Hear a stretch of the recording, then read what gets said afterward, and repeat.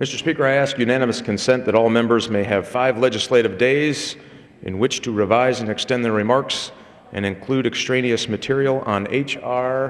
1892. Without objection.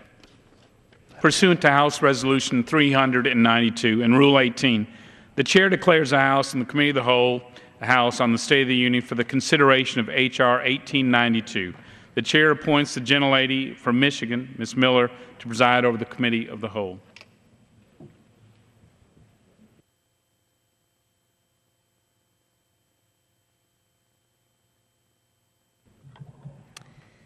The House is in the Committee of the Whole House on the State of the Union for the consideration of H.R. 1892, which the clerk will report by title. A bill to authorize appropriations for the fiscal year 2012 for intelligence and intelligence-related activities of the United States government, the Community Management Account, and the Central Intelligence Agency Retirement and Disability System, and for other purposes. Pursuant to the rule, the bill is considered read the first time, and the gentleman from Michigan, Mr. Rogers, and the gentleman from Maryland, Mr. Ruppersberger, will each control 30 minutes, and the Chair now recognizes the gentleman from Michigan. Thank you, Madam Chair. I would yield myself as much time as I might consume. Gentleman's recognized.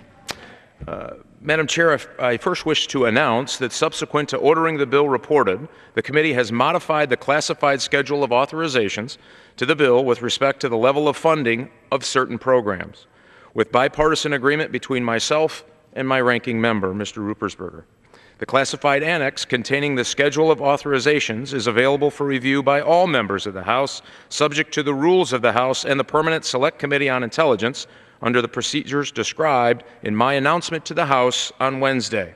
The modified schedule of authorizations is and has been available for review to members for a period of time required by the rules of the House.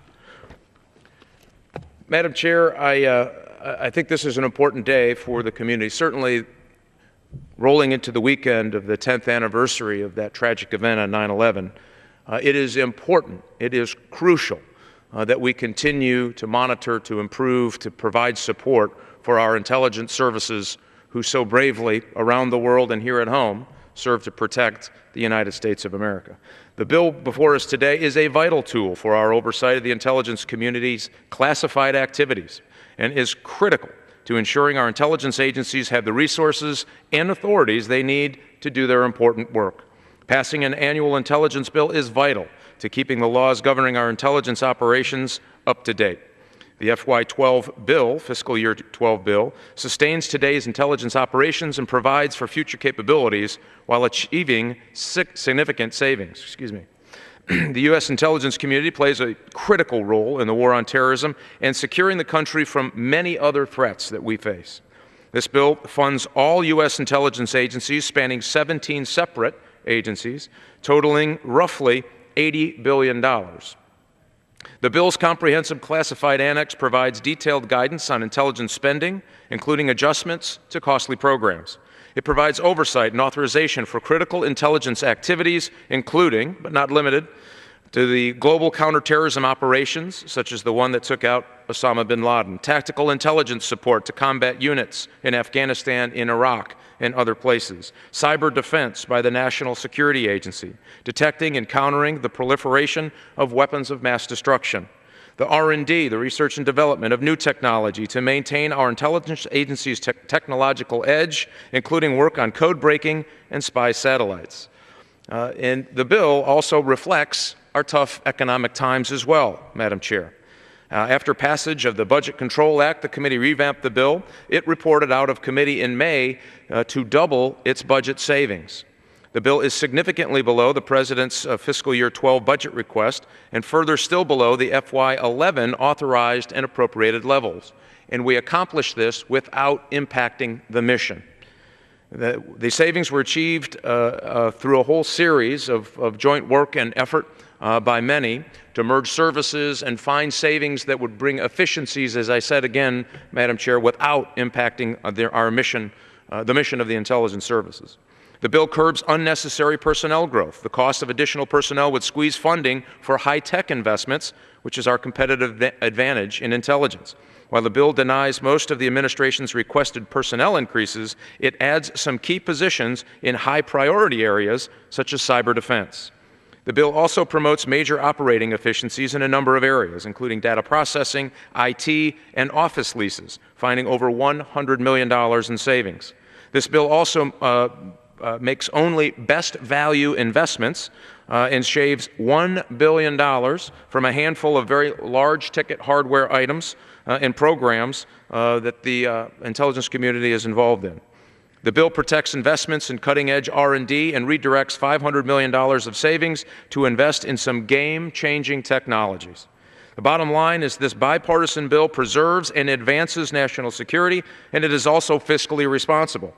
Secrecy is a necessary part of our country's intelligence work, so the intelligence committees must conduct strong and effective oversight on behalf of the American people. That oversight is impossible, however, without an annual intelligence authorization bill.